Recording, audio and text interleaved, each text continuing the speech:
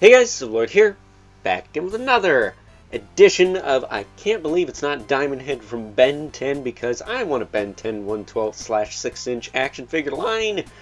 I know I already made that joke, but screw it, I'm making it again because it's my show, my rules, sucker.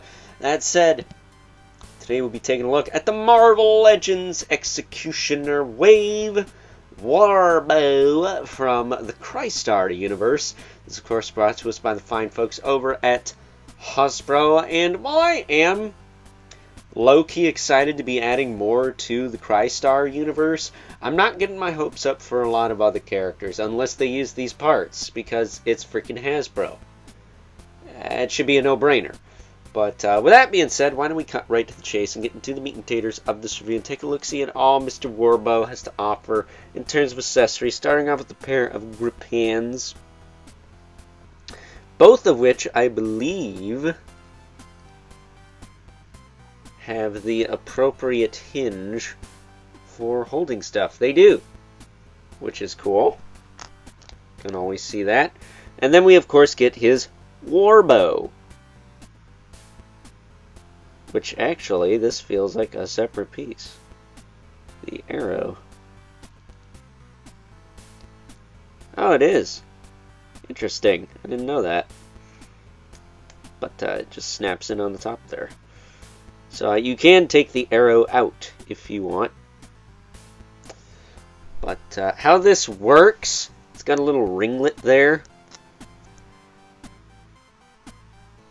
All you gotta do is pop the handle into the hand, like so, and then you peg it onto his arm. Pretty straightforward. I'll show that a little more later. But taking a closer look at Warbow, I'm going to say right now the one I sent my buddy I think was a little better than this, because this knee, it's a little weak. I almost said wee. Is a little meek. That's not a sentence. This thigh cut is a little weak. The ankles are a little weak. It's a clear figure. There's going to be some pretty weak joints on it because that's how clear figures are. But it's the same sculpt as Crystar himself, so not terrible. Very chiseled. Very sharp edges and whatnot because he is made of crystal. But as far as his articulation goes, his head can look up and down. Looks to me like he's got some kind of eye patch thing going on.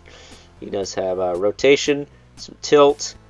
He can look up and down on the peg itself. This bandolier thingy can move out of the way for the most part. And then let me try popping this arm up. Yeah, it's about as far as you can go. It's a T-pose. But popping the arms down. He's got a bicep swivel, double jointed elbow, swivel hinge wrists. I would love to see them redo AOA Iceman with this body. I don't know if I mentioned that in the Crystar video, but that would be something cool to see.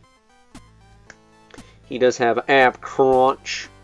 I can lean this far forward, this far back, and then go back to neutral.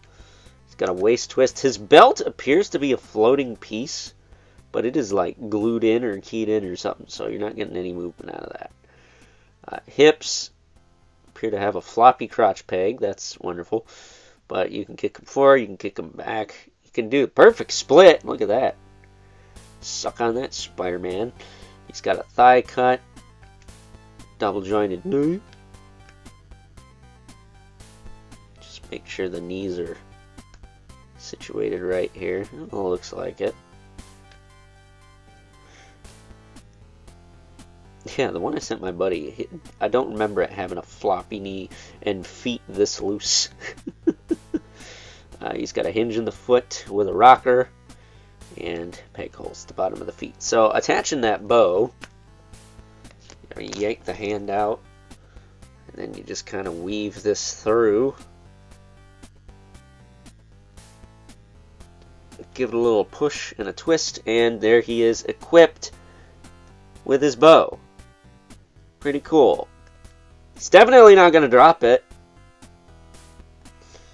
But yeah, aside from the looseness on mine, he's fine. It's Warbow. I think Crystar was more exciting because it's Crystar, the main character.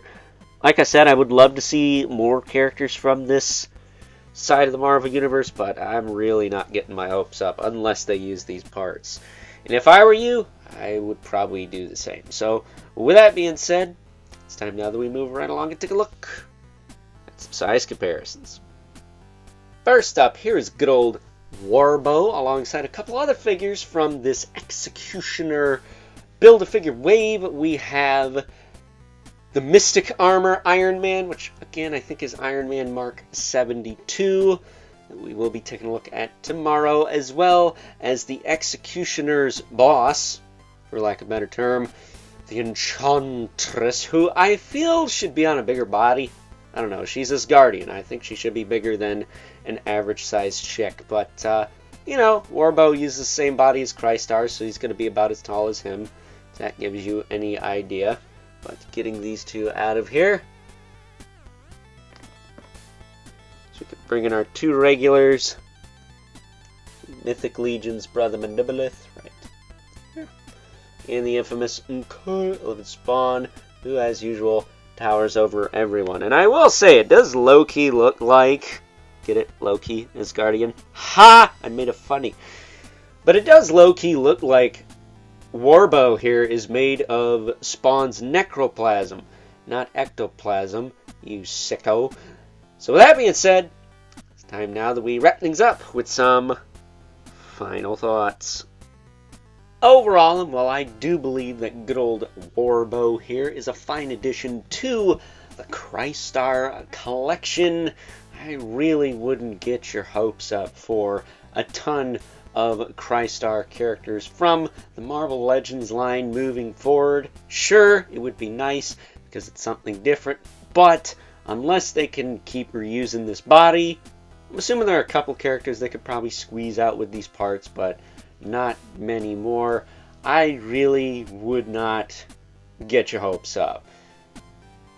Because, not for nothing, how many supporting characters for my beloved Ghost Rider are we severely lacking from this line? I mean, we just got the Phantom Rider, and that is a literal blank white figure with some new sculpted details, albeit, but still, a fairly basic character took them how long to make?